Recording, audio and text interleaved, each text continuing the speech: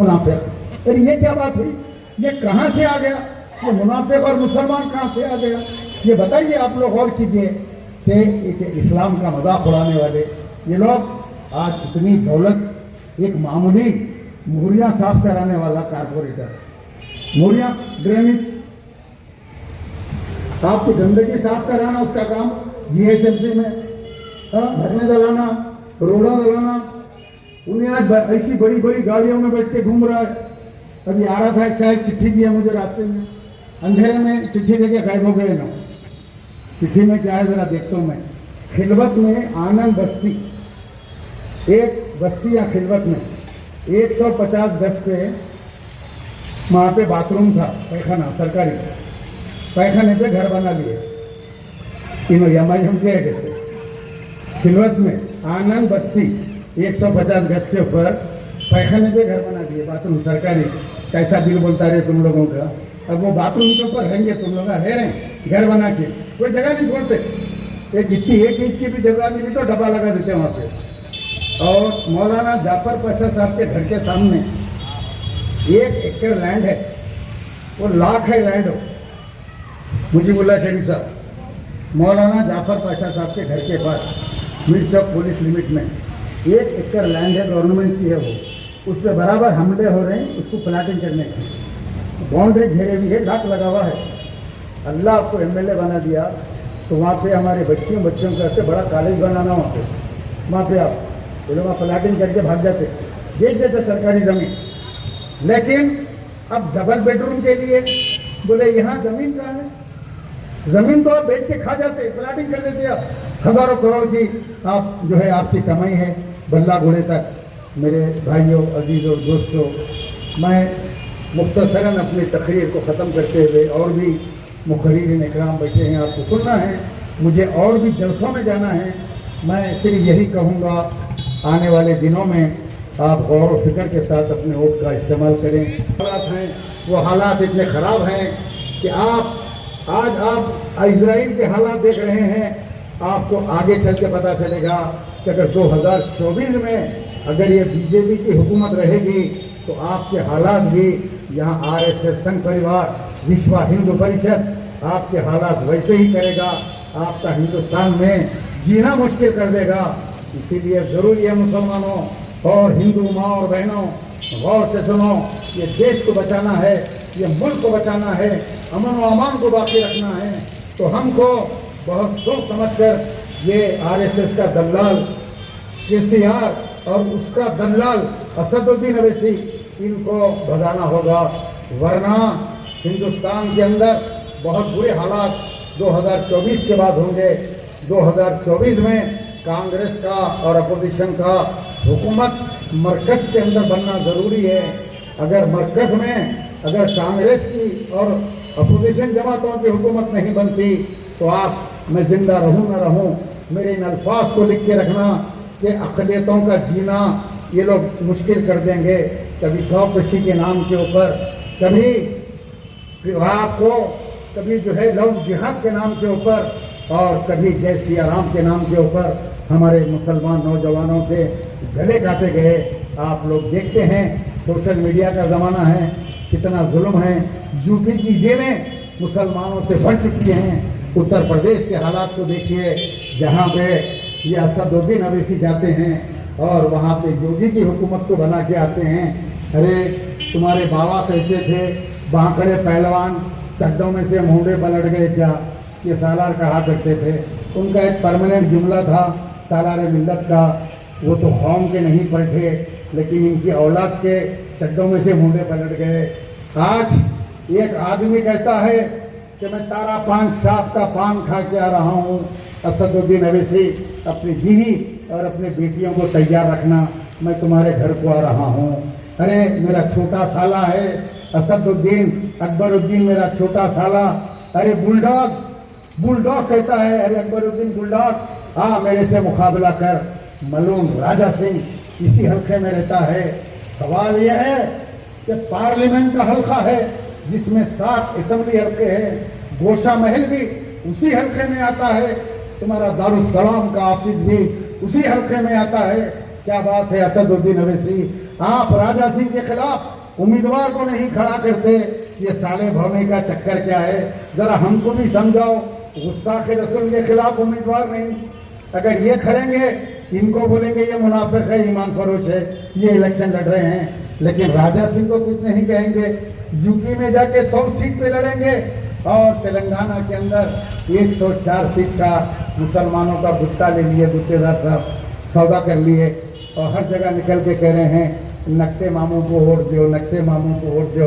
तो जो तुम्हारी नक्टे मामू की मोमेरी बहन है कविता बदकम्मा, मालूम ना आपको? कविता बहन की मोमेरी बहन हुई ना रिश्ते में।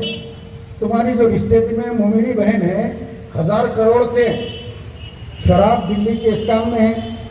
जिस दिन ईडी निकलने वाली थी और कविता को पकड़ने वाली थी, रात में केसीआर अन्ना सीधा दिल्ली चले गए।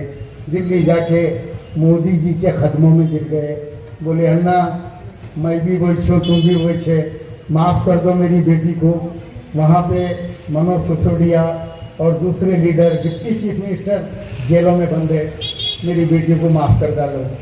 मैं आपका ही छो और आपको साथ दूंगा, 10 साल से साथ दे रहा हूँ मैं, आप भी आपका साथ देता हूँ मैं। उसने बोला ठीक है जाओ। ज़्यादा गड़बड़ करे तो बेटी फिर दिल्ली की जेल में निकलती नहीं बाहर। बोले ये काम करो अन्ना। बोले क्या है? तो बंडी संजय को यहाँ से बुला लो, बहुत गालियाँ दे रहा बंडी संजय, और उसकी जगह किशन रेड्डी को डाल दो। बोले जाओ, वो भी तुम्हारा मुतालबा मंजूर। बंडी संजय को यहाँ से बुला लिया, तेलंगाना की सदारत से बीजेपी की, यहाँ ला के डाले किशन रेड्डी को। किशन रेड्डी इनका आदमी है, आपको मालूम है किशन रेड्डी असदुद्दीन अवैसी का भी बहुत खास दोस्त है, केसीआर का भी बहुत खास दोस्त है। यहाँ लाए। अब किस तरह चल रहा है कि एक तरफ बीजेपी साइलेंट हो गई तेलंगाना के अंदर, केसीआर असदुद्दीन अवैसी कहते हैं कि पूरे मुसलमानों के वोट मैं तुमको दिलवा दूंगा, सारे डिस्ट्रिक्ट के मुसलमानों के वोट मैं तुमको दिलवा दूंगा। अभी डिस्ट्रिक्ट के मुसलमानों को बुला रहे हैं, उनको पैसे दे रहे हैं, एक एक जगह की मीटिंग हो रही है हर डिस्ट्रिक्ट की, ये थैला पकड़ो बांट लो, तुम लोग जाके DRS का काम करो। लेकिन वहाँ के जो मुसलमानों के उलमा हैं उन लोगों ने मुकामी तौर के ऊपर ये ऐलान किया कि हम KCR के धोखे में मजीद आने वाले नहीं हैं, हम बराबर कांग्रेस का साथ देंगे।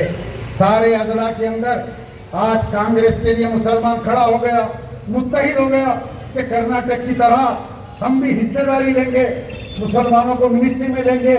मुसलमानों के लिए जितना सब प्लान बनाया गया, सारा सब प्लान, हमको भीख नहीं चाहिए, मुसलमान को हिस्सेदारी चाहिए। अगर आप वोट देके हुकूमत बनाते हैं तो यकीनन आप हिस्सेदार बनेंगे, आप तक हुकूमत के सारे स्कीम पहुंचेंगे। वरना हो क्या रहा है कि गुत्तेदार जाते हैं, अपना काम करा लेते हैं, अपने फाइल साइन कराते हैं, हज़ारों करोड़ रुपए जमा कर लिए, लेकिन गरीब का गरीब रह गया। वही 4 मीनार के दामन में वही बंडी पे है, बेटा भी बंडी पे है, बाप भी बंडी पे था, बेटा भी बंडी पे है, दादा भी ऑटो चलाते थे, पोतरा भी ऑटो चला रहा, फुटपाथ पे काम करने वाला फुटपाथ पे पड़ा है। लेकिन आपकी तरक्की हो गई जनाब, आप पहाड़ पे चले गए, आप बंजारा हिल पे चले गए, 4-4 करोड़ की गाड़ी में बैठ के आप हमारा मजाक उड़ाने के लिए आते हैं। 4 करोड़ की गाड़ी, कभी हाथ के ऊपर 1 करोड़ रुपए की घड़ी बने हुए हैं और आके मुसलमानों को सलाम करते हैं। इलेक्शन आता है पहुंच जाते हैं, अम्मा भी याद आती है, बाबा भी बना लेते, चिच्चा भी बना लेते, फुप्पा भी बना लेते। याद करो कोविड का वो ज़माना जब घर घर से लाश निकल रही थी, हर गली में एक लाश निकल रही थी। ये असरा दवाखाना और अवैसी दवाखाना इन्होंने मुसलमानों के लिए बंद कर दिया था। क्या वोट लेने के लिए, आपको वोट देने के लिए गरीब मुसलमान हैं? क्या मुसलमानों का इलाज मुसलमानों के मिल्लत के दवाखाने में होना चाहिए था या नहीं चाहिए? 3000 के लिए एक औरत खड़े के रोती है, मेरे शौहर की लाश को दे दो। वहाँ बाउंसर खड़े हुए हैं और बाउंसर कहते हैं कि नहीं, तुमको 3000 रुपये भरना पड़ेगा। और एक मर्तबा मैं अपनी गुफ्तगू को ख़त्म करते हुए मुझे और जलसों में जाना है। एक मोहम्मद पाशा नाम से एक साहब आए, श्री सलम डैम के करीब के गांव से आए, बुखार बढ़ गया तो बोले मुसलमानों का अजीम दवाखाना है, चलो अपने दवाखाने को जाते हैं। असरा आए, कहा उनको कि बुखार बढ़ गया, 10,000 रुपये जमा करवाओ। फिर बोले टाइफाइड हो गया, 20,000 जमा कराओ। बोले मलेरिया भी हो गया, 30,000 जमा कराओ। अब बोले कैसा कैसा की हो रहा है इनको, इनके गुर्दे कैसे की दिख रहे हैं, 50,000 जमा कराओ। लीवर में भी कुछ प्रॉब्लम दिख रहा, 1 लाख रुपए जमा कराओ। मुर्गी की दुकान, 2 छोटे बच्चे हैं उनके, गरीब आदमी 8 लाख रुपए भर दिए। 8 लाख रुपए भरने के बाद मैं अल्लाह को गवाह रख के बोल रहा हूँ, यौम महशर में मैं इसका जवाब दूंगा। असदुद्दीन नबी करीम सल्लल्लाहु अलैहि वसल्लम के पास उनका दामन पकड़ के कहूँगा, या रसूलल्लाह ये वो चोर है, ये वो बट्टेबाज है जो मुसलमानों को शेरवानी टोपी पहन के मुसलमानों को धोखा देता रहा। अब जब उनका इंतकाल हो गया मोहम्मद पाशा का, तो बोले और 8,35,000 रुपये जमा करो। वो लोग गरीब लोग थे, परेशान हो गए, रोने लगे। बोले 16,35,000 रुपये। बोले हाँ, वेंटिलेटर लगाए थे 10 दिन से, 75,000 रुपये एक दिन के वेंटिलेटर के। बहुत रोने लगे, बेचारे परेशान हो गए। किसी ने मेरा नंबर दिया कि सलीम भाई को फ़ोन करो, गरीबों की मदद करते हैं।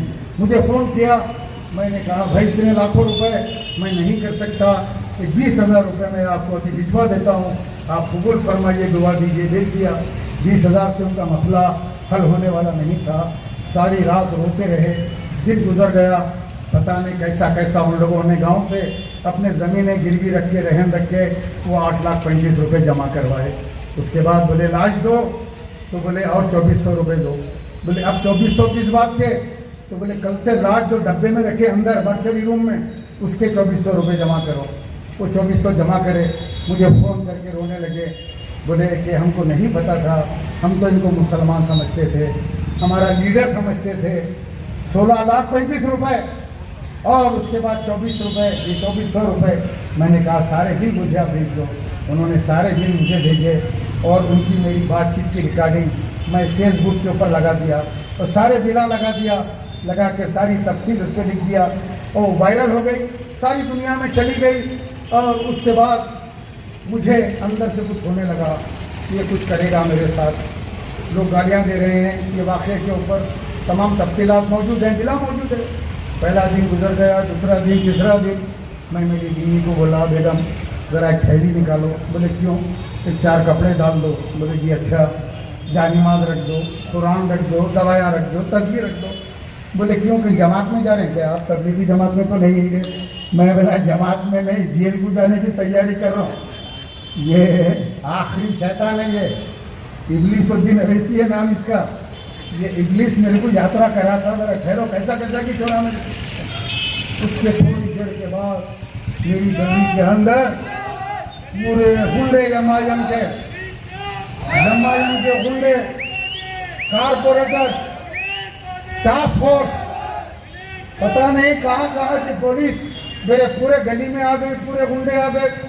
मैं CCTV कैमरे में देख रहा हूँ, शायद मेरी माप लाइंसिंग होने वाली है, मेरा वक्त आ गया। मेरी बीवी मुझसे कहती है क्या होगा, बोला कुछ भी नहीं होगा, इतने दिन खाए पिए मजे में रहे, मौत आई तो मर जाएंगे लोग, अंदर घुस के मार देते होंगे। चलो कुछ भी नहीं है, कोई वसीयत कुछ रहा तो वसीयत करेंगे, अपने कहने कुछ भी नहीं है, फत्ते का हाथ खाली है क्या हमारे पास जो डरेंगे, कुछ भी नहीं है। उसके बाद दरवाज़ा टूट गया, अंदर घुस के CCTV तोड़ दिए, खींच लिए सारा CCTV, पुलिस वाले निकाल लिए। और बड़ी मुसीबत से मुझे आप लोगों ने वीडियो में देखा कि वो नाहिदा का एक खातून गोलियाँ खा ली, उसको गोलियाँ खिला के वो ड्रामा करके मुझे ले जाके जेल में बंद कर दिए।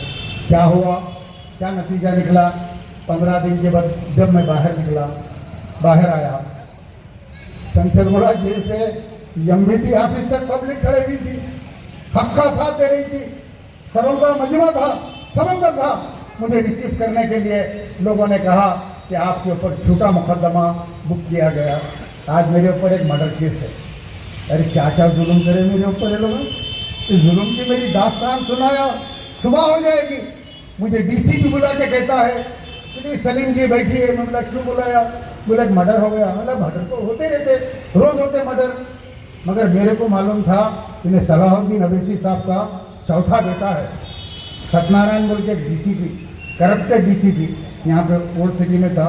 बोले बैठिए। मैं बोला क्या हुआ, बोले एक मर्डर हो गया। मतलब हो गया होगा मर्डर, मैं क्या करूं, आप और रिपोर्टर सुभान न्यूज़ डाले। मतलब हो डाले न्यूज़, वो न्यूज़ की वजह से मर्डर हो गया। मतलब वाह भाई वाह, क्या कानून है, न्यूज़ डाले तो मर्डर हो गया और मर्डर में हमको बुला लिए। बोला हुआ क्या मर्डर? बोले राज्य मिलत कॉलोनी में हुआ।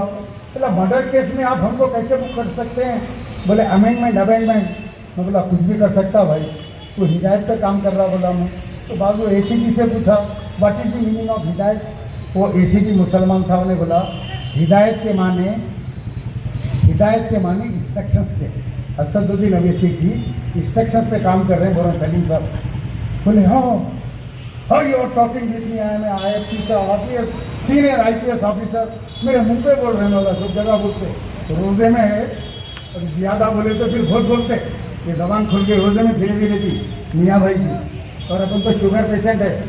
तो बोला बैठो यार बैठो, IPS ऑफिसर है तो सूरज देखो बोला मैं मर्डर केस में ये उम्र में भी जाते हैं।